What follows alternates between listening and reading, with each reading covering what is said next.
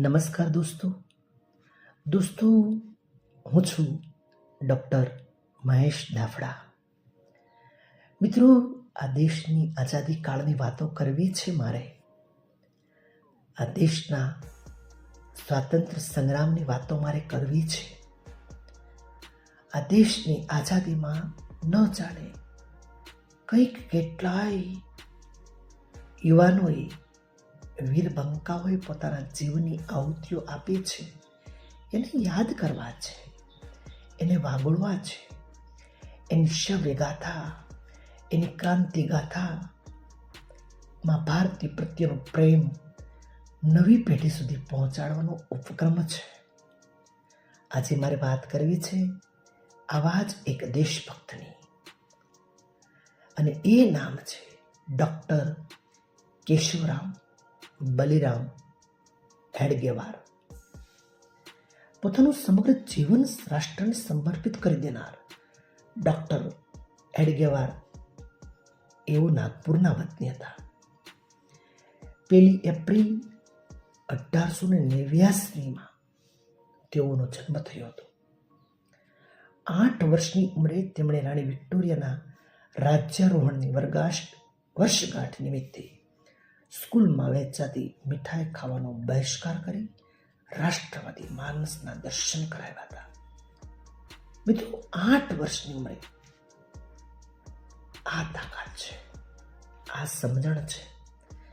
12મા વર્ષે તેમણે અંગ્રેજ નિરીક્ષકની મુલાકાત વખતે શાળામાં જોરથી વંદે માતરમ ના નારા લગાવ્યા હતા. ઉંમર હતી માત્ર 12 વર્ષ. 13 વર્ષની ઉંમરે તેમને વજ્રાઘાત થયો. મહારાષ્ટ્રમાં ફાટી નીકળેલા પ્લેગના રોગને કારણે એક સાથે મા અને બાપ બંનેની છત્રછાયા ગુમાવી અનાથ કેશવ કાકાના આશ્રિત થયા. ત્યારે કેશવને ક્રાંતિકારી ચળવળમાં ભાગ લેતો જોઈ કાકાએ એને ઘણું સમજાવ્યું કે તું નાનો છો, એ કામ તારું નથી, તું ભણવામાં ધ્યાન આપ.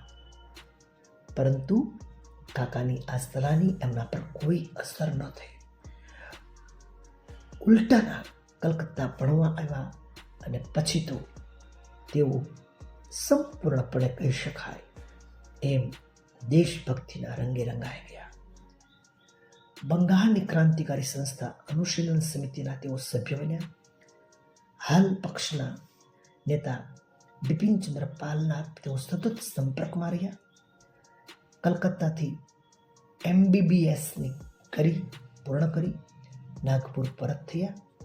ત્યારે કુટુંબીજનોને આશાથી કેશવ પોતાનું દવાખાનું ખોલીને અઢળક પૈસા કમાવી આપશે, પોતાનો સરસ ઘર સંસાર ચલાવશે. પરંતુ સ્વજનોની આ આશા પર કેશવરાવે પાણી ફેરવી દીધું. તેઓના મનમાં એક જ વાત પડી હતી, એ હતો રાષ્ટ્રપ્રેમ.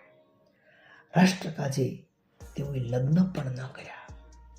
MBBS જેવી મહત્વની ડિગ્રી હોવા છતાં પ્રેક્ટિસ પણ ન કરી. તેઓ ક્રાંતિકારી સંગઠનમાં જોડાયા. ભાઉજી કાવરે સાથે મળીને યુવકોને શસ્ત્રોની તાલીમ આપી. તેમના માર્ગદર્શન હેઠળ નાગપુરમાંથી પસાર થતી ગાડીમાંથી સરકારી દારૂગોળાની પેટીઓ લૂંટવામાં આવી. મધ્યપ્રદેશ અને વરાડાના ક્રાંતિકારી સંગઠનની જવાબદારી તેમણે સંભાળી. સંકલ્પ હિન્દી સાપ્તાહિક અને સ્વાતંત્ર્ય મરાઠી દૈનિક પણ ચાલુ કર્યા. 1920માં નાગપુરમાં કોંગ્રેસનું અધિવેશન મળ્યું. તેમાં પ્રાંતીય સમિતિના સભ્ય તરીકે તેઓ નિમાયા. પછીથી અસહકારના આંદોલનમાં ભાગ લઈ નાગપુરની જેલમાં પણ ગયા. જેલમાં તેમણે દેશની પરાધીનતાના મૂળમાં જઈને ખૂબ મંથન કર્યું, ખૂબ વિચારો કર્યા.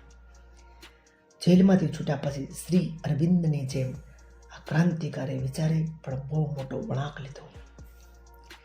દેશ સ્વતંત્રથી દેશવાસીઓની જવાબદારી પૂરી નથી થઈ જવાની. સ્વતંત્રતાને કેમ નિભાવવી તેની પણ અત્યારથી જ ચિંતા થવી જોઈએ. શહાદત કરતા દેશ માટે સંગઠનની વધારે જરૂર છે. આપણે સંગઠિત થઈશું તો અંગ્રેજોને આ દેશ છોડાવવાનું કામ સહેજ પણ કઠિન નહીં રહે. આ વિચારથી પ્રેરાય તેમણે 36 વર્ષની ઉંમરે 1925માં વિજયાદશમીના દિવસે રાષ્ટ્રીય સ્વયંસેવક સંઘની સ્થાપના કરી. 21મી જૂન 1939ના રોજ માત્ર 51 વર્ષની વયે આ દેશભક્ત સતત જિંદગીના અંતિમ શ્વાસ સુધી